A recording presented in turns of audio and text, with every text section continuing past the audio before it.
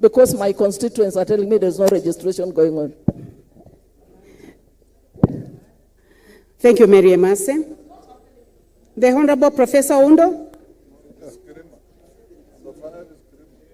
Number 4 is Oundo, number 5 is Kirema.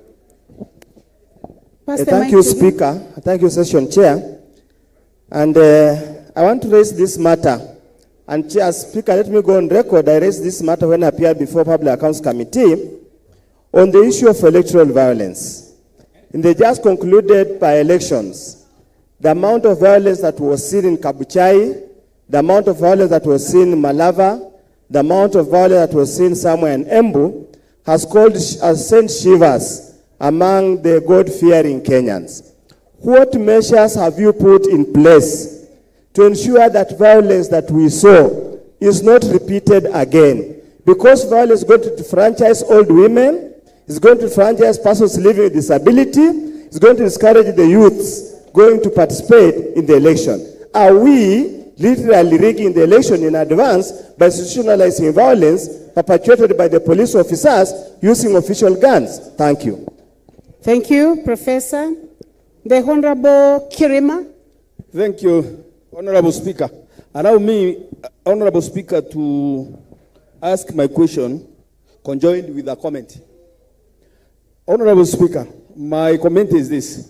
What is the IEBC doing to gain the public confidence for the people to be trained to the bottom, grassroots, to make sure that they appreciate any kind of manipulation by any form of authority, and they will say that the elections are credible? For there must be training at the base. And my comment is this. What is the IEBC doing on the issue of creation of polling stations? Is that a comment or a question? My comment is this. IEBC has created polling centers and stations in different counties which neighbors the counties where they have disputes in the boundaries.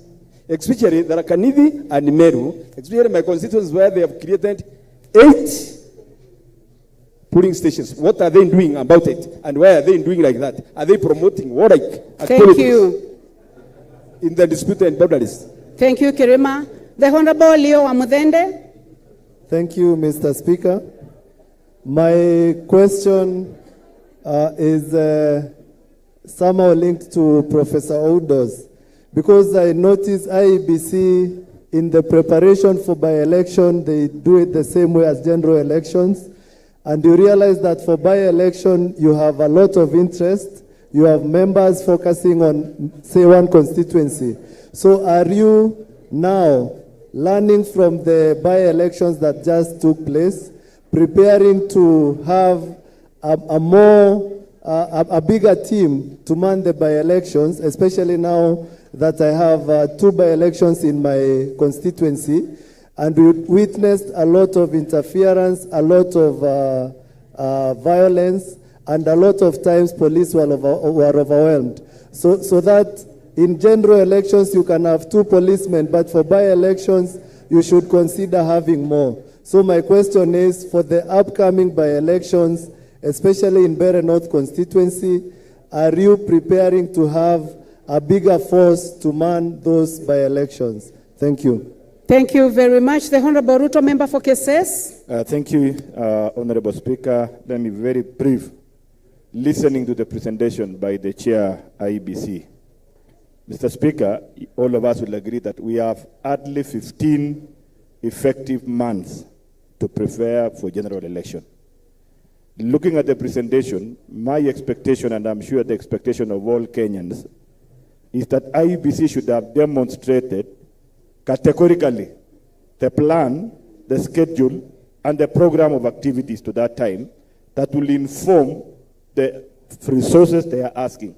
Instead, 80% of their presentation has dwelled on the ask and not the hope that Kenyans want to know, how are you prepared? They are 6 months in office, and true to say, we've never seen our IEBC are prepared. What will follow? after the other one until those 15 months are coming, because we are keen on the register of IEBC.